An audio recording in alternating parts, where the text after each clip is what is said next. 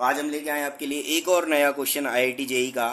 If S is the sum of the first 10 term of the series, जो S है वो सम है first 10 terms का, जो सीरीज है हमारे पास 10 inverse 1/3 plus 10 inverse 1/7 plus 10 inverse 1/13 plus 10 inverse 1/21 plus dot dot dot 10 terms तक चल रही है।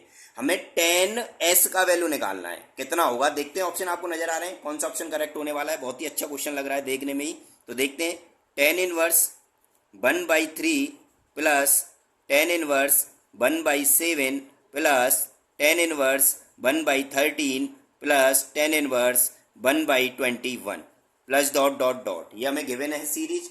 अब इस सीरीज को देखो हम किस तरीके से, क्योंकि हमें 10 में दे रखा है तो 10 में कोई ना कोई आइडेंटिटी वर्क करानी है।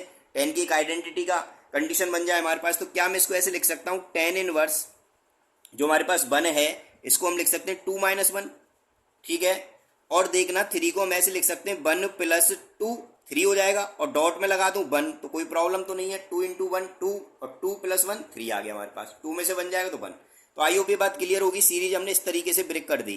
तो यहाँ पे देखेंगे 1/7 है, तो हम 1/7 को हम कैसे लिख सकते हैं, 3 - 2 और 1 + 3 × 2। आई होप बात क्लियर होगी, समझ में आ रहा होगा।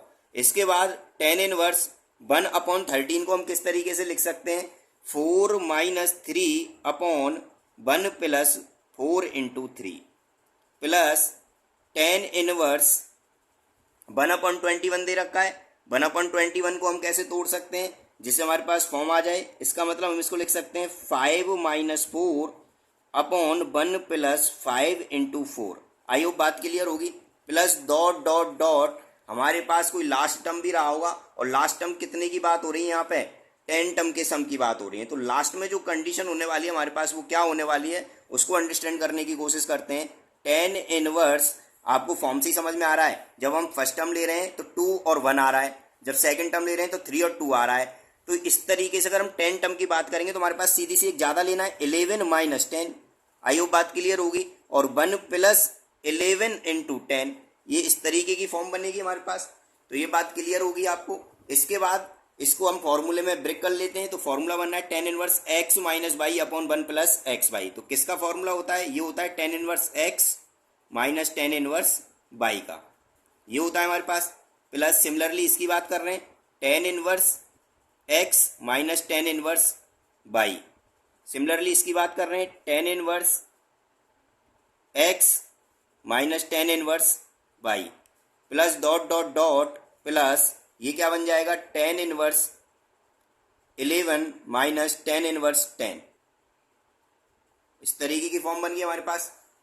इस फॉर्म को समझेंगे आप, यहाँ पे आपको नजर आ रहा होगा 10 इनवर्स 1 है, 10 इनवर्स 2 है, 10 इनवर्स 3 है, 10 इनवर्स 2 है। तो इसका मतलब माइनस इस तरीके के कैंसिल हो रहे हैं हमारे पास, तो कहीं ना कहीं 3 भी कैंसिल हो रहा है, तो इसका मतलब 4 भी तो कैंसिल हुआ होगा। और कौन सा कैंसिल हो सकता है, 10 कैंसिल होगा, लास्ट में होगा बिल्कुल। हमारे पास जो वैल्यूज बच रही हैं 10 में वो कितनी बनने वाली हैं, 10 इनवर्स 11 - 10 इनवर्स 1, हमारे पास ये बचा हुआ है।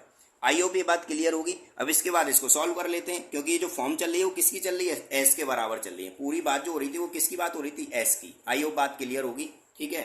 इसके बाद देखो s = 10 इनवर्स x - y का फॉर्मूला लगा लेते हैं, x - y/1 + x × y। 10 inverse को इधर ट्रांसफर करेंगे तो क्या हो जाएगा, ये 10s हो जाएगा। इक्वल्स टू 11 में से बन गया तो 10, और 11 और 1 कितना हो गया, 12। कैंसिल कर लेते हैं 5/6।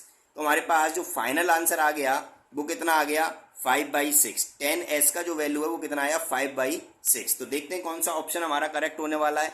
ऑप्शन आपको दिख रहा होगा, option A is correct. I hope ये क्वेश्चन आपको क्लियर होगा, समझ में भी आया होगा। Thank you.